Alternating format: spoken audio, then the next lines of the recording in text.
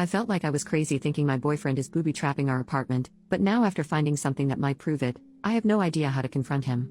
My boyfriend Alex, 29M, and I, 27F, have been together for 2 years and living together for less than 6 months. I would say that we have a fairly average relationship. We make each other really happy most of the time, but we do have our ups and downs. I am honestly so conflicted in writing this post because I feel a little insane even thinking about the possibility of him trying to hurt me intentionally. We've been fighting a lot lately because of our conflicting work schedules. I'm currently in my intern year of residency, doing a night float month, so I'm at work from 5 p.m. to 8 a.m. roughly. He works during the daytime, regular hours as a CS engineer, and we haven't spent a lot of quality time together in several weeks because of the lack of overlap.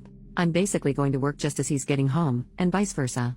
I have never had any issues with physical abuse from him. He has raised his voice at me on more than one occasion, but he's always apologized, and it's been during very stressful times in our lives. His dad passed away last year, and our dog was unalived in an accident on the street shortly thereafter. Recently though, things have been happening in our apartment that makes me feel a little crazy. I've been getting hurt a lot, and Alex keeps reprimanding me that I need to be more careful and not be so clumsy, but honestly it feels like it's not me, but that things are being done, moved, or placed on purpose. About 3 days ago I came home from work and was preparing something to eat in the kitchen, right after he left for work and I was getting ready to sleep. I opened up one of our kitchen cupboards and the heavy door flew off one of the hinges and smacked me in the head. I have a huge goose egg and a giant bruise near my hairline, enough that several co-workers have asked me about what happened. I honestly think I had a very mild concussion from it based on my symptoms this week. But the reason it really messed me up was because as I tried to put the door back together, I couldn't find the hinge or 3 screws anywhere afterward. They should have been on the floor or the counter or somewhere I could at least find some pieces of it, but they weren't. This morning when I got home from work and I was getting ready to go to bed, I opened up Alex's underwear drawer to get a pair of socks to wear to bed, and there were the screws, the hinge, and the screwdriver.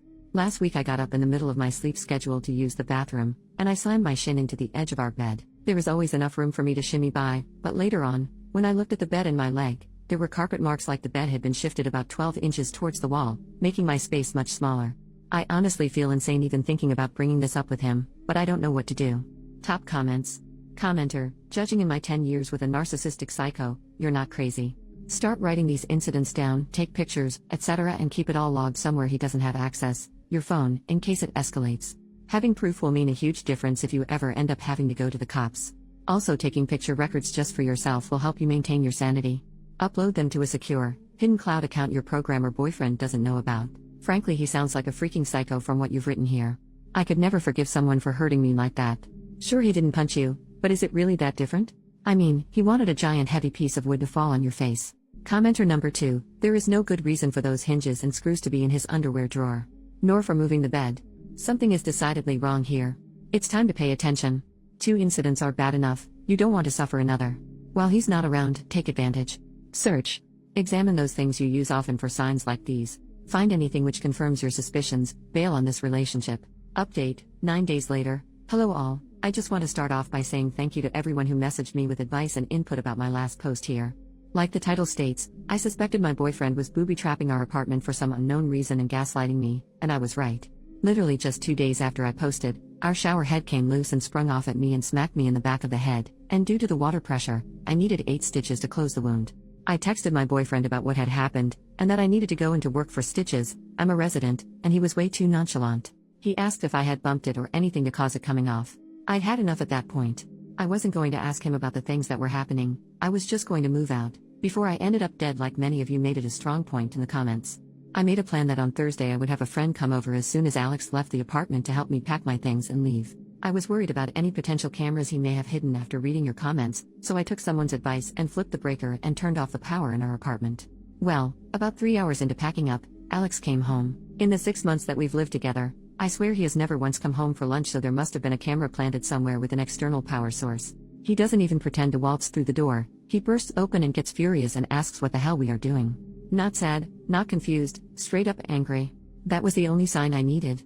All I said was I know about the cabinet, and the bed, and the dresser, you watching me, and my jewelry, and it's done. We're done. He responded with the standard "you're freaking insane, you're crazy, this is insane, etc. etc. At this point I am seriously thinking, am I going to end up on a Dateline NBC episode? I yelled to my friend in the next room that she needed to call the police to come supervise while we finished packing.